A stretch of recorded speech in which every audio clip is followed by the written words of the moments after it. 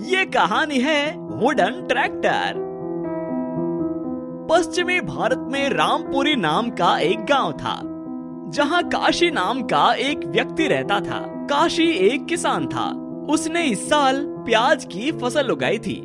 एक सुबह काशी अपने खेत की लहलहाती हुई फसल देखकर बोला, अरे वाह, कितने सालों बाद इतनी अच्छी फसल हुई है। लगता है इस साल मुनाफे से जमींदार साहब का कर्जा भी उतार पाऊंगा। हे ऊपर वाले, इस मेहरबानी के लिए आपको कोटि कोटि प्रणाम। वैसे भी कुछ दिनों में फसल कटने वाली है, तो प्याज के मोल भाव ही पूछ आता हूँ। ऐसा सोचकर काशी सेठ अमीर चंद की दुकान पर पहुँचा। अरे काशी, आओ आओ, बड़े दिनों बाद दर्शन दिए हैं। क्या बात है, आजकल खेती बाड़ी छोड़ दी क्या? अरे नहीं सेठ जी, हम तो ठहरे किसान, खेती बाड़ी छोड़कर कहाँ जाएंगे, भले लाभ हो या नुकसान, हमारा तो खेती ही धर्म है। तो काशी, इस बार कैसी हुई है फसल? इस बार तो मौसम की मेहरबानी रही सेठ जी, काफी अच्छी फसल हुई है। लगभग 100 बोरी प्याज होंगे, बस उसी का भाव पूछने आया हूँ। अमीर चंद बहुत लालची आदमी था। वो हमेशा गांव के भोले भाले अनपढ़ लोगों को ठगता रहता था। काशी भी पढ़ा लिखा नहीं था, इसलिए अमीर चंद ने उसे शहर के दाम से बहुत कम दाम बताए। देखो काशी, अभी शहर में प्याज का 1.5 रुपया दाम चल रहा है, लेकिन तुम घर के हो तो तुम्हें 2 रुपए के हिसाब से लगा दूंगा। क्या, सिर्फ 2 रुपए? मालिक, ये तो बहुत कम है, इतने में तो लागत भी नहीं कमा पाऊंगा। मैं अपने मन के भाव तो नहीं लगाता हूँ ना, शहर के यही भाव चल रहे हैं। बेचना है तो बेचो, वरना चलते बनो। काशी उदास मन से घर लौट आया। उसी दिन काशी का बेटा हेमंत दिल्ली से घर आया और अपने पिताजी को परेशान देखकर उसने पूछ लिया, क्या बात है पिताजी, आप बहुत परेशान दिख रहे हो? क्या बताऊं बेटा, एक किसान के जीवन में भला कभी सुख हो सकता है क्या? कभी मौसम की मार तो कभी बाजार की। और रोते हुए काशी ने सारी बात बताई। पिताजी, अमीर चंद झूठ बोल रहा है। शहर में प्याज के अच्छे दाम चल रहे हैं, इसीलिए अपने मेहनत पसीने की फसल को यूं मिट्टी के मोल में अमीर चंद को बेचना गलत है। बेटा, उसको बेचने के अलावा कोई सहारा नहीं। बस इसी बात का तो वो पूरे गांव वालों से फायदा उठा रहा है। पिताजी, अब हम अपनी फसल सीधे शहर जाकर बेचेंगे। लेकिन बेटा, उसके लिए तो ट्रैक्टर चाहिए होगा ना। पिताजी, उसका उपाय भी मैंने सोच लिया है।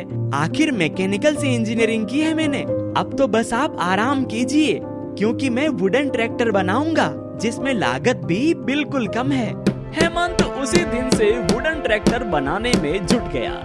उसने इंटरनेट से ट्रैक्टर का मॉडल डाउनलोड किया और लकड़ी से पूरे ट्रैक्टर की बॉडी बनाई।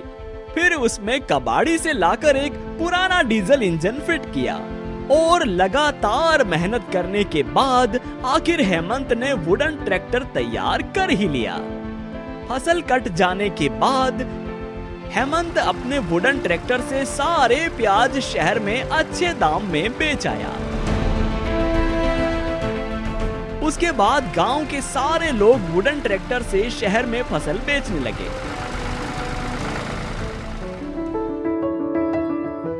लोगों के लिए तो वुडन ट्रैक्टर किसी अजूबे से कम नहीं था, इसीलिए हेमंत जब भी निकलता वुडन ट्रैक्टर लोगों को आकर्षित करता। ऐसे ही एक दिन हेमंत के वुडन ट्रैक्टर की वीडियो इंटरनेट पर वायरल हो गई। हर कोई हेमंत की प्रतिभा की सराहना कर रहा था। वुडन ट्रैक्टर की लोकप्रियता देख एक रिपोर्टर हेमंत का इंटरव्यू लेने आया। आपको ये वुडन ट्रैक्टर बनाने की प्रेरणा कैसे मिली? रिपोर्टर के ऐसा पूछने पर हेमंत ने उसे सारी कहानी बताई।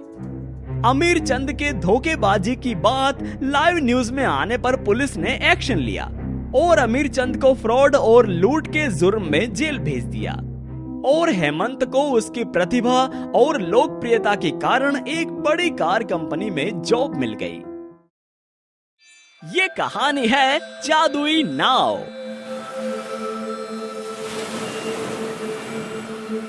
अरब सागर के किनारे दो मछुआरे धानु और कलारी रहते थे। दोनों मछलियां पकड़कर अपना गुजारा करते थे। धानु और कलारी पड़ोसी थे और हर रोज मछलियां पकड़ने भी एक साथ जाया करते थे। वे दोनों भले ही हर वक्त एक साथ रहते थे, लेकिन दोनों के आचरण एकदम विपरीत थे। धानु संतोषी था, जबकि कलारी लालच का पुतला था। वो हमेशा समुद्र में ज्यादा दूर तक जाता था ताकि ज्यादा बड़ी मछलियां पकड़ सके, और धानु को जो मिला उसी में वो खुश रहता था। धानु और कलारी की तरह ही सारे गांव की आजीविका समुद्र पर निर्भर थी। लेकिन एक दिन भयंकर तूफान आया और समुद्र की बड़ी लहरों ने किनारे बसे गांवों को तबाह कर दिया।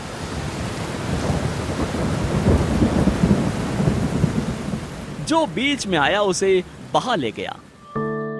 तूफान शांत होने के बाद धानु और कलारी दोनों अपने टूटे घर की मरम्मत में लगे हुए थे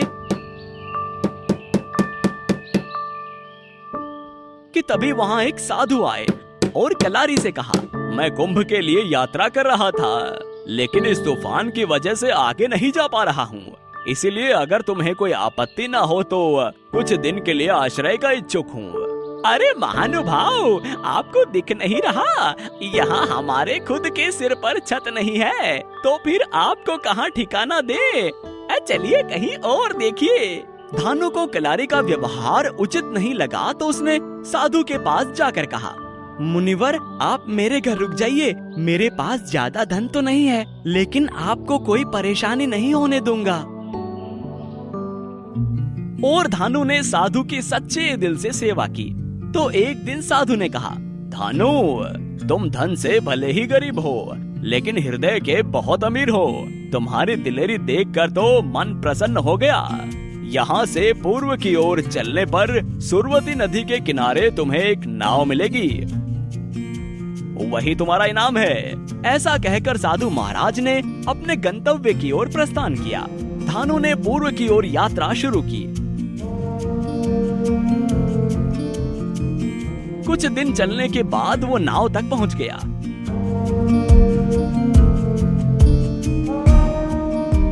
नाव के पास जाते ही नाव से आवाज आई, बुराई पर अच्छाई भारी, आपके लिए मैं हूँ जादुई सवारी। धानु ने नाव में बैठकर जैसे ही पतवार चलाना शुरू किया, समुद्र में से रुपयों के नोट निकल निकल कर नाव में गिरने लगे। धानु ऐसे अद्भुत दृश्य को एकटक देखता रहा। हे भगवान, ये क्या हो रहा है? इतना पैसा तो अब पूरे गांव के लिए काफी होगा। धानु ने साधु को याद कर प्रणाम किया और सारे पैसे इकट्ठा कर तूफान से ग्रस्त लोगों में बांट दिए। अब धानु जब भी जादुई नाव से पैसे लाता तो थोड़े से खुद के लिए रखता और बाकी लोगों में बांट देता। ये सब देखकर कलारी सोचने लगा, अरे इसके पास इतना पैसा आया कहाँ से, जो इतनी समाज सेवा कर रहा है? अब तो ये मछलियाँ पकड़ने भी नहीं आता। और बात पता करने के लिए कलारी धानु के पास पहुँचा। अरे धानु भाई, आपका एहसान मैं कभी नहीं भूलूंगा। अरे मैं तो क्या, अब पूरा गांव नहीं भूलेगा। ऐसे मुश्किल समय में इतनी मदद तो कोई फरिश्ता ही कर सकता है। जय हो धानु भाई, तुम्हारी जय हो। अरे कलारी, ये क्या कर रहे हो तुम? मैंने ऐसा कुछ नहीं किया है जो तुम्हें मेरे नाम के जयकारे लगाने पड़े। अगर जयकारे लगाने ही हैं तो उस जादुई नाव के लगाओ, जिसके कारण ये सब कुछ संभव हुआ है। धानु ने कलारी को अपना मित्र समझकर सब कुछ बता दिया, परंतु कलारी कुटिल और लालची था। वो जादुई नाव को हथियाने की सोचने लगा। अरे कैसा मूर्ख है ये, जादुई नाव है इसके पास, फिर भी अभी तक झोपड़ी में पड़ा है। लेकिन अच्छा है, इसकी मंद बुद्धि मेरे भाग्य के ताले खोलेगी। बस एक बार जादुई नाव हाथ लग जाए। लेकिन धानु के जीते जी तो ये नाव मुझे नहीं मिलेगी, अब पूरे गांव का मसीहा जो बना हुआ है। अगले दिन कलारी धानु को बहाने से समुद्र में ले गया और समुद्र में दूर जाने पर उसने धानु पर जाल डालकर उसे समुद्र में फेंक दिया और वहां से भागने के लिए पतवार चलाने लगा। लेकिन उसके पतवार चलाते ही नोट की जगह बड़े बड़े मगरमच्छ नाव में आ गिरे और वो कुछ कर पाता उससे पहले ही मगरमच्छों ने उसे दबोच लिया और वो मारा गया। जादुई नाव ने किसी तरह धानु को बचाया और उसे घर ले आई। अच्छे के साथ अच्छा और बुरे के साथ बुरा होता है। ये कहानी है जादुई गुल्लक। रानीगढ़ गांव में भरतमल नाम का बड़ा सेठ रहता था। सेठ के परिवार में उसकी बेटी गुंजन के सिवा और कोई न था, क्योंकि बचपन में ही गुंजन की माँ का देहांत हो गया था। उसके बाद भरतमल ने ही गुंजन को बड़ा किया और कभी किसी भी तरह की कमी महसूस नहीं होने दी। भरतमल का गांव में बहुत मान सम्मान था और इसी बात से उसका भाई जस्सी राम उससे जलता था। एक दिन भरतमल को व्यापार के सिलसिले में शहर जाना हुआ और वो कभी वापस नहीं लौटा, क्योंकि एक्सीडेंट में उसकी मौत हो गई।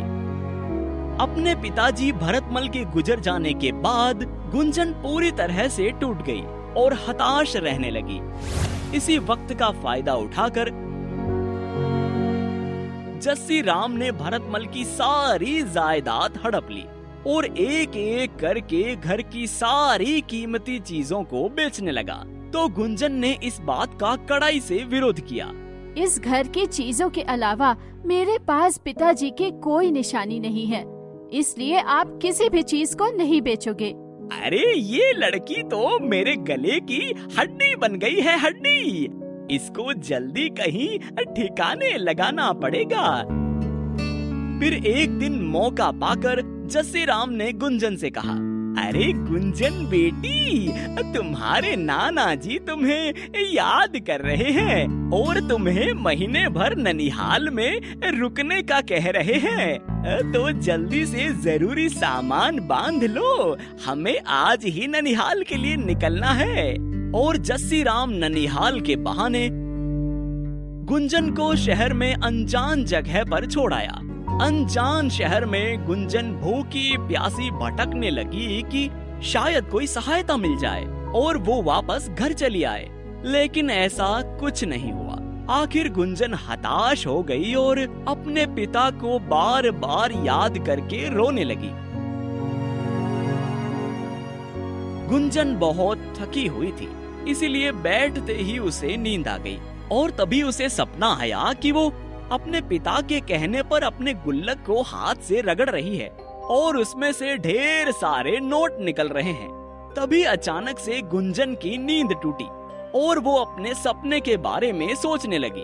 गुंजन हमेशा अपने पास एक गुल्लक रखती थी, क्योंकि वो गुल्लक उसके पिता ने उसे जन्मदिन पर उपहार दिया था। अब गुंजन ने गुल्लक को निकाला और अपने हाथ से रगड़ने लगी और देखते ही देखते गुल्लक में से तो पैसे निकलने लगे। ये देखकर गुंजन आश्चर्य में पड़ गई। कहीं मैं अभी भी सपना तो नहीं देख रही हूँ? गुंजन ने खुद को चिमटी काटी। नहीं नहीं, ये तो सच है। मतलब पिताजी आप अभी भी मेरे साथ हैं? तभी वहाँ पर भरतमल प्रकट हुआ। हाँ बेटी, मैं हमेशा तुम्हारे साथ हूँ। अब तुम्हें हताश होने की जरूरत नहीं है और जस्सी ने तुम्हारे साथ जो किया है उसकी सजा उसे बहुत जल्द मिल जाएगी। बस तुम इस जादुई गुल्लक की मदद से जरूरतमंदों की मदद करना। और गुंजन ने वैसा ही किया। जादुई गुल्लक की सहायता से गुंजन गरीबों की खूब सहायता करने लगी। एक दिन उस जादुई गुल्लक के बारे में जस्सी राम को पता चल ही गया। अरे इतने दिनों से इस लड़की के पास ये जादुई गुल्लक था और मुझे आज पता चल रहा है। लेकिन कोई बात नहीं, देर से आए दुरुस्त आए। और जस्सी राम ने जाकर जादुई गुल्लक को चुरा लिया। अब मिल गई, पैसे छापने की मशीन मिल गई भाया। अब जल्दी से पैसे छापना शुरू करता हूँ। वाह जस्सी राम वाह, तेरी तो मौज हो गई है मौज। अरे मौज क्या, कल्याण हो गया कल्याण।